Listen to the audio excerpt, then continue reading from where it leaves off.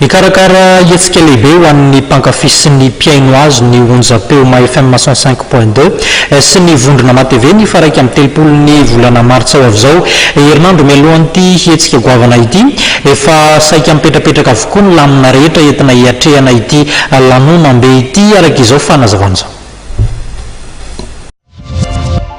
Hetsika goavana ma FM en live izay tafiditra indrindra ao anatin'ny fankalazana ny faharoapolo taona ny joroan'ny onjapeo ma FM 500 teboka roa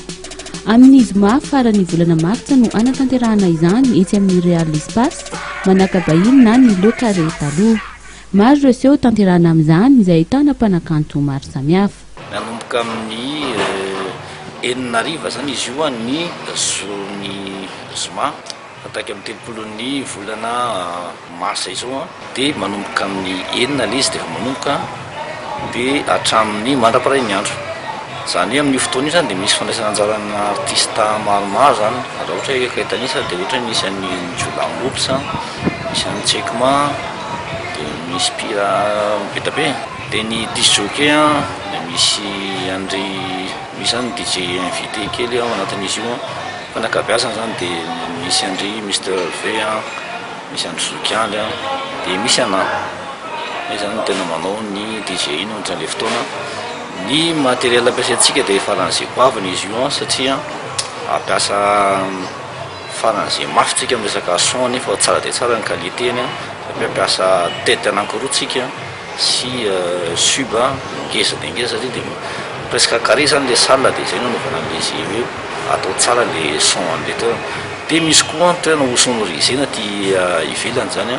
ahafahan'ny olona hafa zany zay ohatra hoe ny anamasikila sy ny etsitra dia ivelany dia afaka mba mikely ny ambiance zany ny ao anatiny efa tsy voatery hoe mandihy daholo ny olona. Manentana antsika rehetra indrindra fa ny mpankafy ny onjapeo ma FM sy ny vondrona ma TV ho tonga natrika ny lanonana izay atao amin'ny faraiky amin'ny telopolo ny volana martsa ho avy izao. Manentana antsika ho tonga fa ny ambiance malaka ma FM zany dia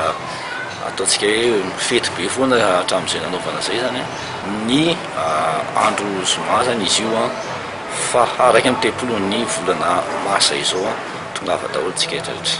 Ilamina avokoa araka izany ny seho na ny fetsona ny fiara na ny zava-pisotro na tsakitsaky isan-karazany. Azadino hatrany araka izany ny manjoy sy miainy ny onjapeo ma FM 500 teboka roa anarahanao ireo fandarana sy hira manaraka ny toetrandro.